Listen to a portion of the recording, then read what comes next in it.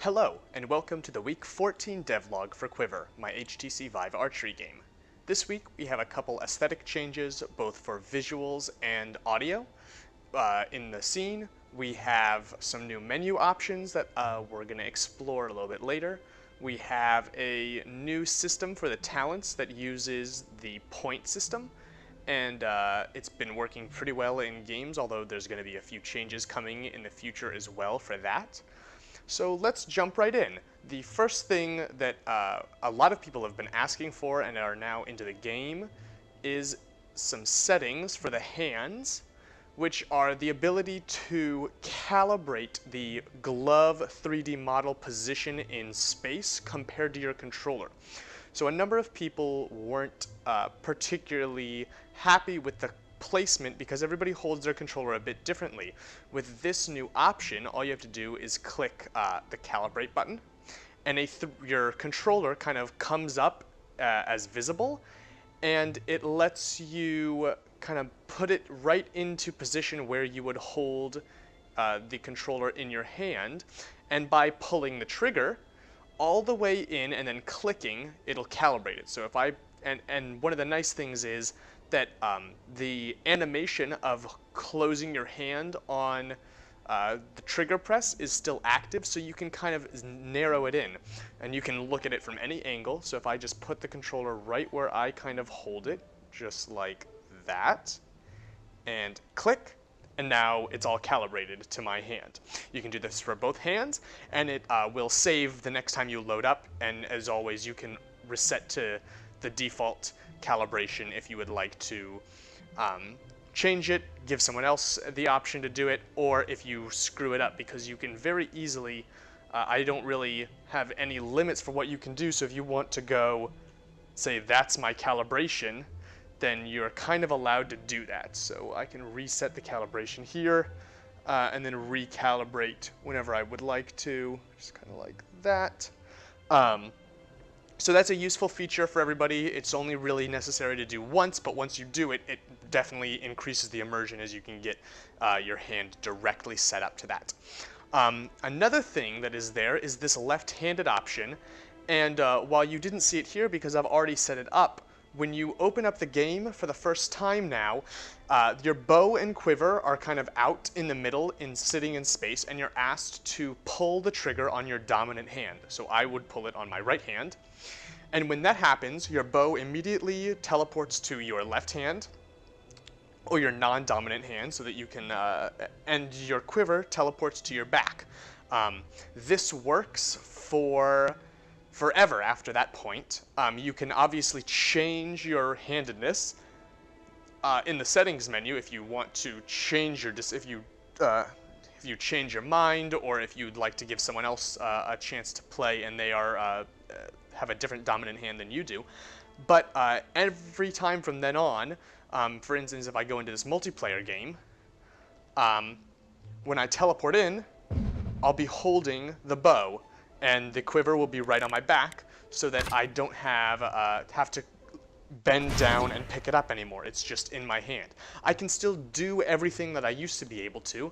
I can switch it, I can just drop it on the ground and then pick it up later if I want to, but the initial setup is never an issue. You are given the bow, and I think I'll also be changing the return bow and quiver to do the exact same thing. Instead of teleporting them to right at your base, I'll just teleport them into your hand and onto your back. Currently, there is no setting for whether or not you want the quiver on your back or on your hips. However, it will be something that is added in the future. So it'll remember where you keep it placed. Currently, it doesn't remember if you change hands, but I think it will remember where you put the quiver, so that when you load up the game, if the last time you had it was on your hips, it'll come out on your hips. So a number of people have asked for that, and I totally think it's a reasonable thing to do. I think that those are the only options here. Oh, the other option that I've asked, that people have asked for a lot, and while I definitely think the default needs to stay on, some people, especially those who have practiced archery in real life before, asked for the ability to change the offset to toggle on and off the offset that the hand does when you pull it back. So I'll give you a quick demonstration of the difference. So I'm going to pull my hand straight back, and as you can see, as I pull my hand straight back, so it's under my chin right now, the hand is slightly off to the left side of my screen. It's kind of underneath my left eye. And this is, as well, it's also kind of at my mouth, whereas the controller is resting under my chin, which means my hand is even lower. The reason for this is because when you draw and you want the arrow to be at eye level, to do that normally, you would need to put the controller inside your headset. To get around that, offsetting it so that when your controller is kind of right underneath the right side of your chin, or whatever you want to put it if you're left-handed, it should kind of line up correctly. If you, however, want to aim a different way, if you're used to kind of pulling your hand to your chest anyway, it stops working correctly in a way that you would expect it. So if I turn off the draw offset and use the bow, now when I pull back to my chest and chin, the arrow is right where it should be. And the way it is it's attached to the trigger button, since that's what you're using to grab and release. The bottom of the arrow, or the back of the arrow, is kind of attached right to the trigger. So that way you can kind of, if you're not used to putting the arrow right up to your eye, because now I can no longer put it up to my eye without hitting the headset, but if you're used to kind of drawing to your chest, then you should be able to fire the arrow in the exact same way you normally would. And again, that setting saves between sessions, and it is on by default. So those are the changes in the settings menu. The next addition is with the talent system. Now visually, the talent system is still the same, other than some nice new effects that we have here. Both the main orb and the kind of shaft of the arrow is going up, as well as talents that you have chosen have this kind of animated glow effect that I think is pretty cool. I hope to add some more flair to this while also keeping it readable easily. But I think that's a pretty cool system to add some nice effect to it. The main difference is now we have costs for these, for the perks. And the way it works is that those costs are tied directly to the costs that you have, or the score you have accrued in the game. I don't know if you also noticed when I started the game there was a new sound effect for that. I have new sounds for starting and ending the game, as well as between each wave, although the between each wave is a little bit out of place currently. So that sound effect might change, but that nice low rumble, as if kind of a shockwave has caused the earth to spew forth demons, I think is a really interesting addition to that, and something that people have been requesting quite a lot. So as I continue to kill these guys, I will be getting points. So I don't think I have enough. No, this first talent requires 250 points to buy. The way it works now is that you have the option to purchase any talent in a tier, and once you choose that talent, you purchased it, and so you will always have access to that talent. If you would like to buy another talent in the same tier, you will have to purchase it for its price, but if you change your mind and want to switch back, it will cost nothing. You can only have one talent active in the same tier at the same time.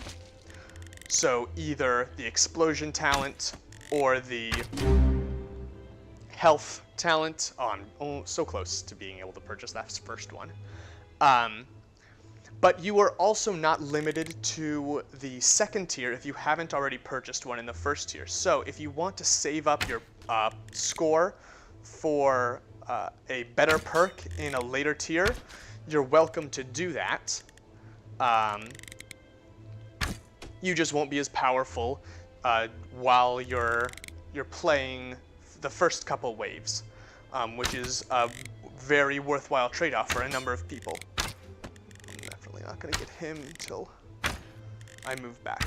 So I think now I have enough points for one of these tiers. Oops. And you can see that I've unlocked, I have enough score for these side 2 perks, but not the one in the middle. Life Leech is a bit more powerful, so you don't have access to that one immediately. I'm going to go for the Flash Freeze. So if I go right up to it, pull it, and you can see that again we have this cool glowing effect to show, and we can, if I keep my head here, you can see that even in the minimized form, we can still see it. So you'll also notice that my score was actually deducted that many points. Now, I don't think I really like that as much as it could be, because it makes you not want to spend your points because you want to be at the top of the leaderboard. I think what will happen is here, I have this next wave at perk 11 type thing, and that's not really used for anything. So instead, if I keep your score wherever you had it, but give you a type of currency that is displayed right here as to how many points you have, and it is basically your current score minus what you've already spent. So every time you get, if you get 50 points here, 50 points are added to your currency. However, the currency is reduced. Then I think that will probably work a bit better. Hopefully you've been able to hear some of the new effects. The new sound effects, that wave addition, while not the perfect effect for the game, it doesn't incredibly well fit the theme. It is still nice to be able to immediately know what has changed. Additionally, there are new sound effects for the Flash Freeze, Life Leech, Chain Lightning, and Fire Arrows.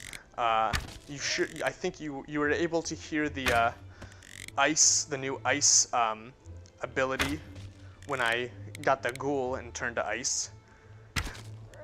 If any of these ones would be so kind as to freeze, they will not.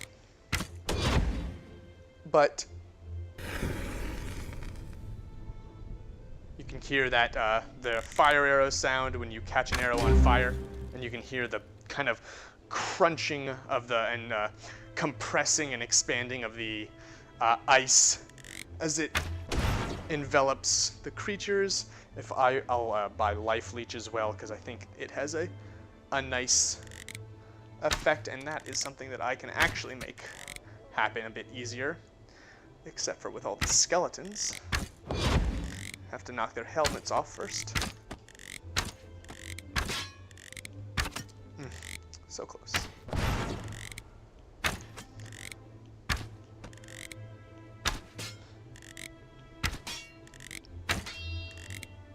But just, I'm trying to add more polish as well as make the game a bit more intuitive. So all these settings and being able to immediately grab onto the bow when the game starts are all in an attempt to make the game more accessible to new users and to not alienate anyone. Let's see if I can get his head.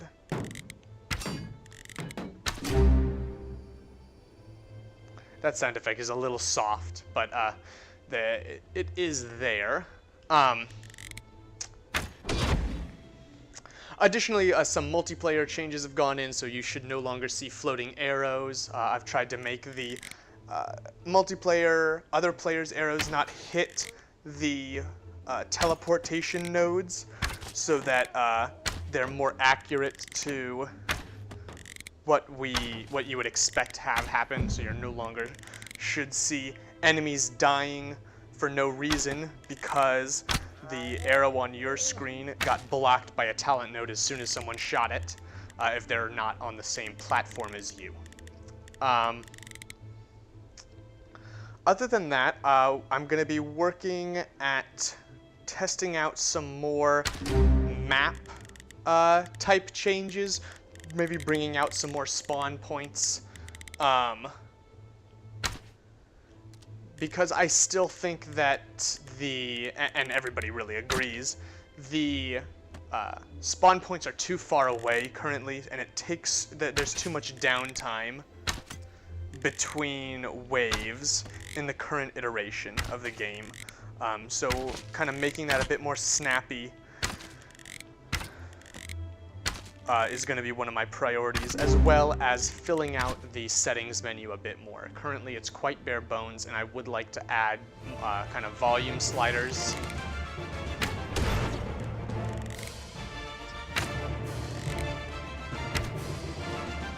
And I think that's about it for this week. The patch notes have a full list of all of the changes, so I'm gonna not try to kill him. The patch notes have a list of all the changes. I'm sure I've missed a number of the bug fixes that were in this week's update. But I think that we'll start seeing a bit more fleshing out of the actual game mechanic design in the next week or so. And that should kind of pave the way for seeing where the game is going to go in the future. Currently, this just purely infinite wave shooter game is not really what anybody is wanting in the HTC Vive games, and I understand that and want to kind of start to move away from it. Now that we have the bow mechanics pretty well down, I'm pretty sure that everybody will agree that the bow mechanics are working as people really want them to at this point, and that was the entire kind of point of creating a small level like this, where people can just immediately go in and start playing, was to make sure that under pretty much every circumstance, the bow is functioning as you would expect it to.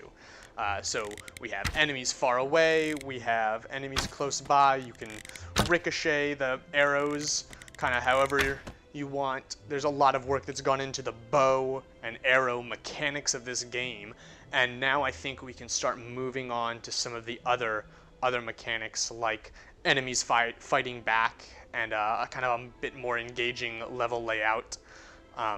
So I'm really excited for the next couple weeks as we shift away from adjusting the core player mechanics, since they're now fairly fleshed out, and start making the rest of the world a bit more engaging.